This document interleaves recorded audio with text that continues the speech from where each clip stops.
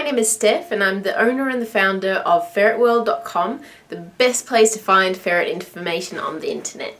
Yay! Oh, he's so sleepy, little pumpkin. Oh.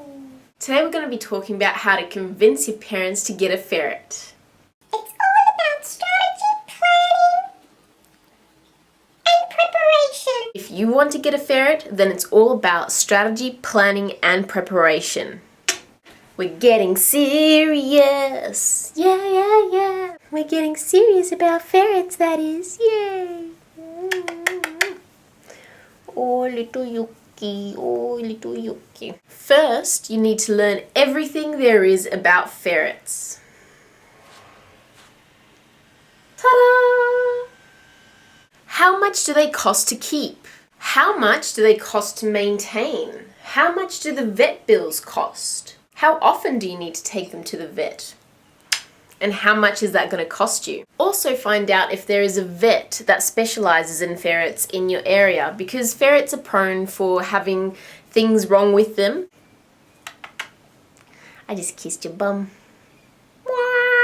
Find out also how much it costs to desex your ferret. Your ferrets will need to be desexed because if a female ferret is not desexed, then she can die from aplastic anemia if she is not bred, and you do not want to be breeding ferrets if you're new to ferrets because it can be very complicated and you don't want your ferret to die.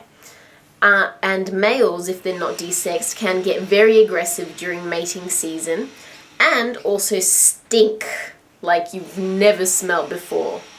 So it's best to get them all desexed. You will also need to research exactly what the ultimate premium diet is and what types of foods you will need to feed them. You will need to find out what cage they require and how much it's going to cost.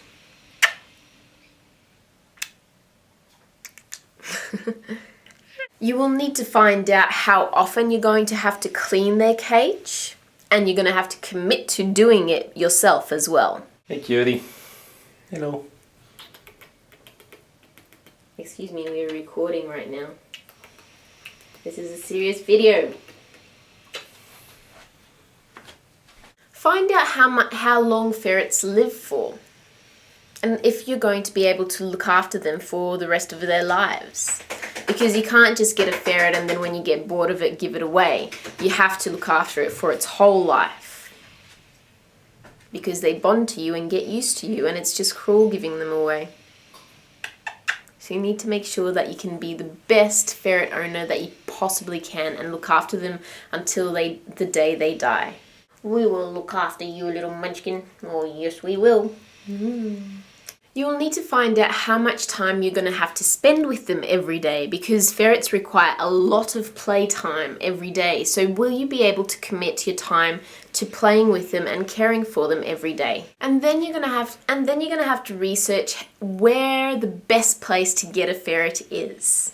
Do you get it from a ferret rescue where there are lots of ferrets in need of loving homes?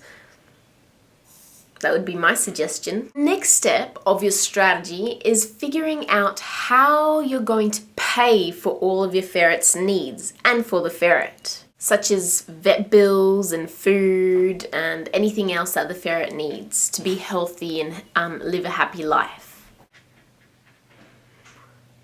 Are you going to get a job to pay for your ferret's needs? Are you going to do more chores around the house and ask for more pocket money? Are you going to get creative and think like an entrepreneur and build your own business and get money that way? Or are you going to ask your parents for the money? If you choose D, where you are going to have to ask your parents for the money, then you're going to have to think about a mutual benefit for the both of you, for your parents and for you. Because no one just gives out money willy-nilly. There has to be a benefit for both parties involved. Think about what they would like you to do the most. You can put a case together for why you should have a ferret. For example, I've done the research for the ferret. Here it is. I present it to you, Mum and Dad. Check. I know how much a ferret is going to cost per annum and how I'm going to pay for it. Check. I know how you're going to benefit from buying me a ferret. Oh, really? Ooh, this sounds interesting. Check. And I commit to making the ferret my own sole responsibility. I do not expect you to look after it. I will do everything for it. Now that is a good deal. Check. The biggest thing when convincing your parents to get you a ferret is showing that you are responsible and that you will stick to whatever you are committed to. Make sure you stick to your end of the bargain, because if you don't, they will take that situation, remember it, lock it in their heads, and next time you ask for something, you ain't gonna get it. That is for sure. And make sure, most of all, that your ferret is looked after for the rest of its life. Animals are not something that you just get on a whim. They're not just a toy that you can throw out. They are there. They're living beings with emotions. They feel, they love, they know, they get sad, they get happy. They know exactly what's going on. And you, as a future ferret owner, have the responsibility of making sure that the first ferret that you get is going to lead the best life it can possibly have. Good luck. Join me on the website. There's plenty of ferret information there.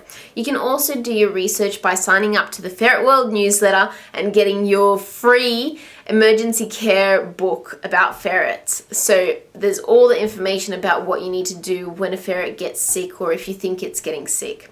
So all of the stuff you're going to have to know before you approach your parents for a ferret. For the last part of the video, I would like to ask all the parents out there, if your child convinced you to get a ferret, what did he do or say, or what did she do or say? I would love to know. Or if you're not a parent, what would convince you from your child, to make you get a ferret? I know because we're a little bit biased because we're already ferret owners, but let's say another animal, like a pony or something.